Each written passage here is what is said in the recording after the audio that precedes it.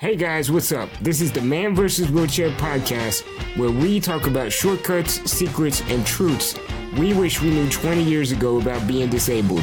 Together, let's take over your disability with a winning mindset and learn to live life the way you want. Hey everybody, Isaac here. And this is Joshua. And you're listening to the Man vs. Wheelchair podcast. Today we're going to talk about a subject that is very near and dear to my heart. Humor. Being funny. Specifically, being able to find humor in your struggle. And I think that if you're going to live your life being disabled or struggling in some capacity, that you need to be able to laugh. You need to be able to find humor in certain situations, and you need to be able to allow things to kind of roll off your shoulder. Would you agree with that, Josh? Yeah, I definitely agree. You need to be able to roll with the punches. Ha! I've heard that my whole life. See, that's funny. That's funny. Okay, so I want to jump into this. I'm going to bring up an article real quick and read just a little bit of it. Yeah, you got into some trouble over the weekend, didn't you? A little bit of trouble. Yes, I did get into some trouble over the weekend, and I can't bring it up exactly because I don't know where it's at or how to get to it. But basically what happened is in Decatur, Illinois, there was a high school student that was paralyzed at the age of 4, and he's a basketball player. And he has a letter of intent to play for Southwest Minnesota State University. And in the yearbook, they put him as most accident prone. And I think that that's funny. Yeah. And that's my personality. And I think I've mentioned to you before that if you're disabled, you kind of have a different perspective on humor, and sometimes it can be a little dark, but still funny. But the boy was upset, the mother was upset, and the mom said that they could have acknowledged him for many other things instead of mocking him. Mm-hmm. And while I do agree that it's not awesome to completely be identified as being disabled, and as an example, I in the yearbook I was voted most musical. Mm-hmm. And that was really awesome, that I was identified and recognized for something that didn't have anything to do with my disability. So I understand that part.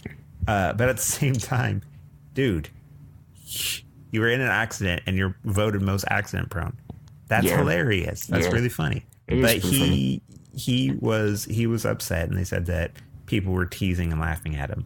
Well, without reading the whole article, which this should be a lesson to people, I posted on it that this was funny, or that something like is one of the funniest things I'd ever read, or something like that. Do you want me to find your post? Yeah, actually, I'm looking for it right now. I'll bring it up while I'm talking. You got it. It's a long post. You can read it. So I said this is one of the funniest things that I've seen in years. Mm-hmm. And a gentleman said, "If you think this is funny, you're sick." Which I thought, wow, that was a little. Yeah, he said that without knowing you. Right? Yeah, he doesn't know me or anything. So I posted in response to him. I posted a picture of me to show him that I was indeed in a wheelchair, and I basically said that I've been unable to walk since '95. So I've been living 23 years in a wheelchair, and it's allowed me to develop a sense of humor. And I feel like that sense of humor is lacking in the disabled community, mm-hmm. and it's lacking in the ambulatory community, because it's very taboo to make jokes and to tease.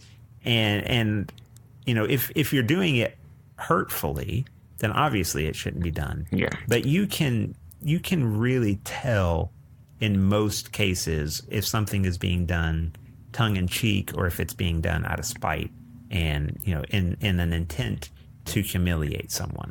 Yeah, I think the intent and the context is hugely important in a lot of these situations.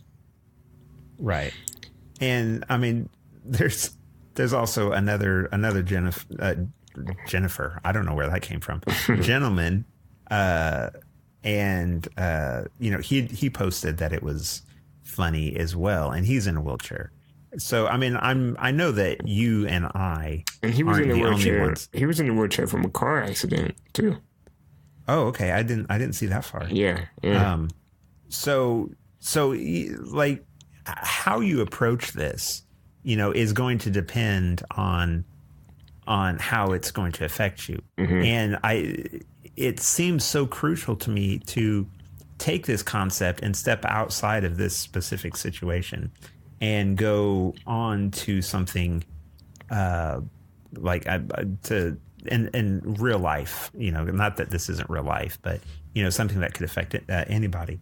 And that's if you're out and somebody, makes a joke or they're uncomfortable about something, all that's doing, if you respond in a negative way, all that's doing is perpetuating this stigma of, you can't talk about disabled people. Mm-hmm. You can't joke with them. You can't have fun with them. Mm-hmm. And that's, it's like I don't know. I can't describe how, for me, uncomfortable it is when I'm around other people that are disabled that don't have a sense of humor, because I know that they have to absolutely hate me because I make jokes nonstop about stuff, and that's, I do it because I like it and because it helps me get through. Could you imagine, have you ever seen the movie A Streetcar Named Desire or seen the play?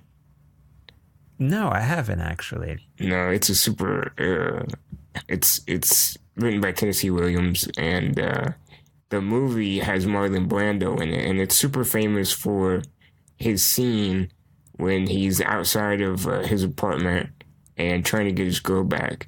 And in the scene, he's like, Stella, right? And right. You may have seen that. And yes. And Stella in the movie is in an upstairs apartment, right? And this may not have anything to do with what you were talking about, but I just find it funny. Like, how funny would it be if somebody was in a wheelchair at the bottom of the stairs yelling at Stella just because he couldn't get up there? Right. Now, see, that's exactly the point. That's funny. Yeah. That's funny right there. But people that have nothing to do with, people that aren't in a wheelchair or, don't have anything vested in that would find that offensive for me, Like, right. I don't want anybody in any situation to be offended for me. And that's where I think this, if I can put this into the right words, I think that the line for crossing is not necessarily, is this okay to mention? Is it not okay to mention? I think the line is what you said on people being offended for you. Mm-hmm. And like, I want people to stand up for me. No pun intended. If something is going on, if I'm being legitimately like discriminated against or something, absolutely, let's stand shoulder to shoulder and fix this. And an example is when I was in high school, I was captain of the speech and acting team. Mm-hmm. And we went to a speech meet, and I couldn't get to one of the stage rooms for us to do our play. So, and the people, like, they knew that I was coming and whatnot, and they didn't really do anything very much about it. Mm-hmm. And one of my fellow students wrote an article about it, and it was published in the newspaper, and it was awesome. And basically it was talking about how, people don't really give consideration, and that you're not really free and open to do whatever you want in school if you're disabled. Mm-hmm. And it was awesome. And in that instance, she stood up for me, and, she was a voice for me, and that was great. And that was awesome. But at the same time, if I'm just out, at Kroger or something, doing my shopping, and somebody's like, "Hey man, can you grab that for me?" And I can't reach up and get it or whatever. It's not up to the person that's shopping for granola to be like, "That was very rude. How dare you?" Right. He can't, because that's actually more, to me, that's more offensive whenever you start going into what I can't do. Yeah. He's like, this gentleman is in a wheelchair. He can't get up and do that. You should be ashamed. Then it's no longer, that's actually belittling me. It's like, yes, I know that I'm disabled.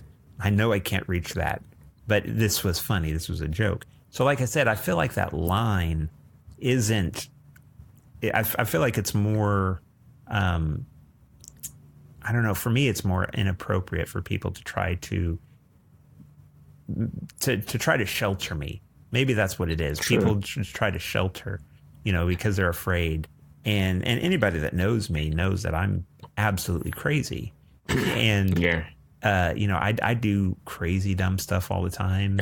And, I think we talked on an episode before about how my friends carried me like 3 blocks. Just passing me off from one person to the other. People may have thought I was drunk. I'm okay with that. I wasn't.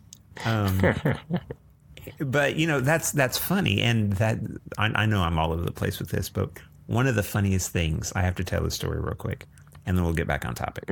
I was visiting a friend of mine's house, and they had to carry me in because they had stairs and whatnot. And they lived in like this, it was a little cul-de-sac looking thing. I don't know how to explain it, but instead of houses, they were apartments. And it was real small. So my friend picks me up and is carrying me in. And there was this guy, his name was Tom. That was the neighbor. And he was this old man, and he stood outside all the time and just stared at everybody that came in and out of this thing. So as I'm being carried, they're cradling me, carrying me, and my head's all flopping around, and I see Tom, and I look at him, and I go, ah, right? Yeah. And it was, I don't know why, but I did. And Tom never stood outside when I came anymore. But like, it was so funny. And like my friends and I, when we barely made it into the apartment because we were laughing so hard. Yeah. But for me, like being carried in public it's not embarrassing, but it's something that I don't like doing, but it's necessary if I'm going to have some sort of a social life. So in order for me to deal with that, to take the, to kind of take the eyes away from me being carried, I did something funny. Well, what I thought was funny, and it made everybody laugh. And sure, they almost dropped me. Except laughing, Tom, right? Yeah, Tom didn't find it was funny. But so that's how I used humor to help me in that situation of, I don't like being carried. My pants fall down all the time, so I'm mooning everybody. And it, like I said, it's not that it's humiliating in any way, but it's uncomfortable sometimes. And that it's easy for me to laugh and to do things to kind of help everybody out. Yeah. What do you think about that? Yeah, man. I mean, there's just too much going on to be worried about offended by a joke, or offended by something where people were trying to joke. Like okay, if you can be offended by somebody just that's cruel, and but if you just like, you try to snake your way around to find offense to something when somebody else was just having like innocent fun, like, who has time for that? Right. I got so, like, what I love about this podcast is, like, yeah, we focus on like disability issues and stuff, but we focus on a lot of other things that don't have to do with being disabled. And like, I'm worried about those things. I'm worried about what I have to do today to make money, or if I want to find a mentor or something, or something like that. I don't have the mental energy to be like offended by somebody trying to be funny, you know?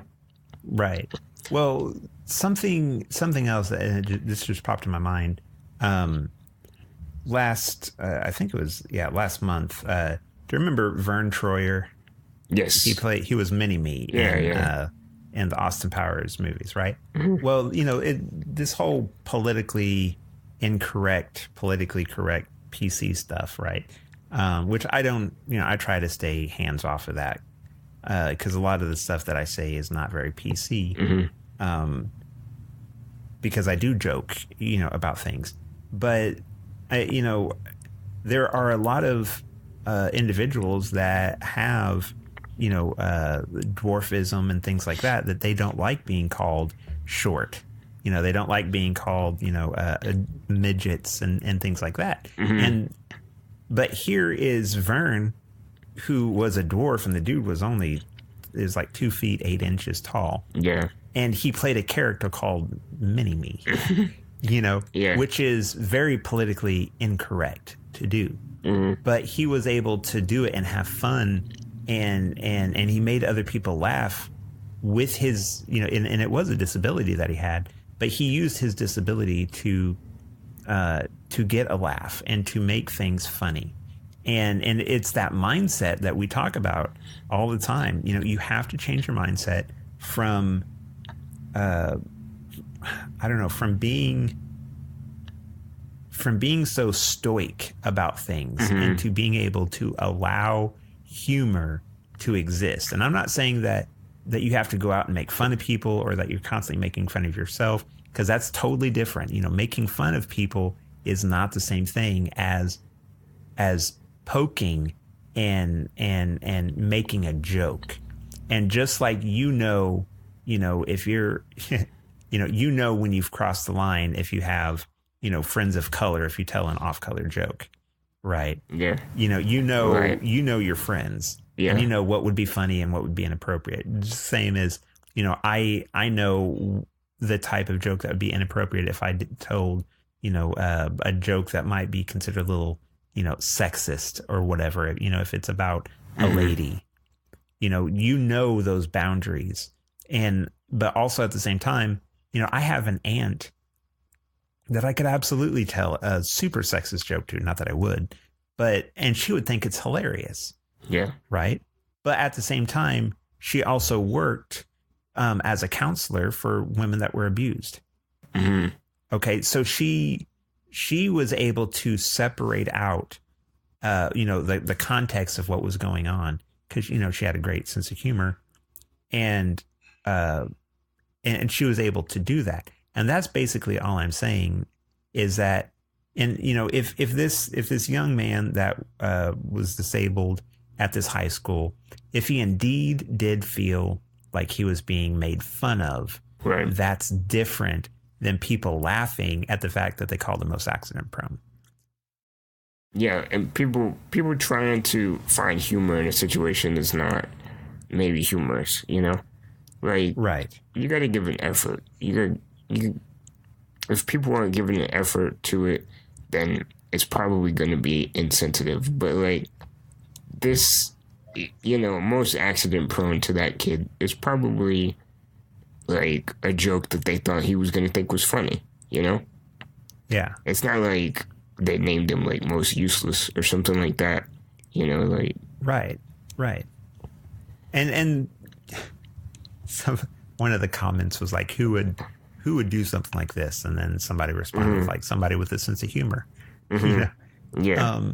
Yeah. But having a sense of humor it crosses over, but at the same time you can't, I don't know, you can't just assume that people aren't going to think it's funny. Mm-hmm. It's like how could they post that and not think that somebody's going to laugh about it? Of course they're going to laugh. Yeah. And he said, and he said that, he wanted to be known for something other than being most accident prone. So that to me is telling me that, he's probably not he probably didn't throw as much of a fit maybe as what his mom did, which is kind of what the article sounded like. Yeah. And I have an overprotective mom as well. So that makes sense, to me, that she would actually, she has a sense of humor as well. But, I just feel like if you want to really succeed in not allowing life to build up, you have to find a sense of humor in this. Yeah. And this kid, I hope that he's able to see that, I'm sure it was tongue in cheek. I'm sure that they didn't mean it in a mean way, but don't allow that. They're recalling all the yearbooks. Right. It's like, at the same time, do you really want to be known as the kid that made had everybody. all the yearbooks? Yeah. So, but again, like you said, if it was, maybe it was his mom. Maybe I don't know. And this isn't a knock on him or his mom or anything, because everybody's different. But what I'm saying is, try to be able to find the humor in things, so that way you get out of this victimhood, right? And that's one of the things that we want to talk about, is not being a victim. So if you're constantly being offended by something that's blatantly obvious, like you're in a wheelchair, you're disabled, you were in an accident, like stuff like that is obvious, right? Everybody's gonna see it. Everybody's gonna, it's it's not a secret. You're not gonna hide it from people. So you need to get over the point of people victimizing you. At that point, you're choosing to be a victim yourself. Right. You need to get out of that mind space that it's that people are saying things to hurt you or have, bad intent with things. Right. And again, all of this comes down to context of what's going on. And if you're not developing yourself, like we talk about, you might be socially inept to understand, That's possible. the context as well. Which that's that happens all the time. It's a different story, though. Right, and that's what I'm saying is, I feel like you would know. Primarily, typically, you're going to know if somebody said something to be mean and spiteful, or if they're trying to make a joke. And sure, maybe it crossed the line a little bit, but you don't have to get on and start a page on Facebook of anti, Joe Blow, who decided to say something mean, about my wheelchair tire. Or, it's like, come on, it's like you need to be able to let that go. It's like.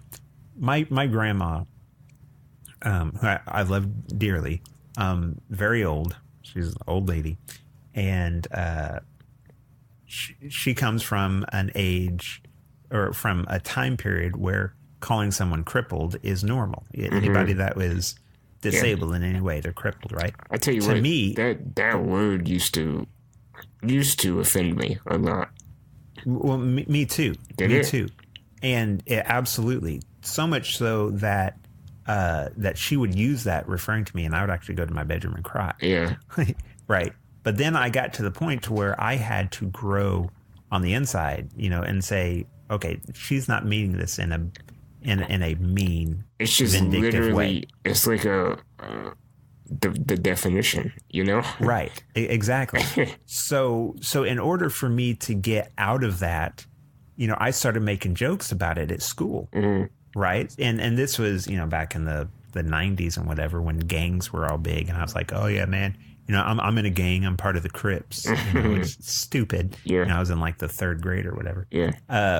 But I was trying to make I was trying to make a joke even back then, to take something that used to offend me and find humor in it. Mm-hmm. And that's the key. Because otherwise, I still don't like that word. It's not my favorite word to use.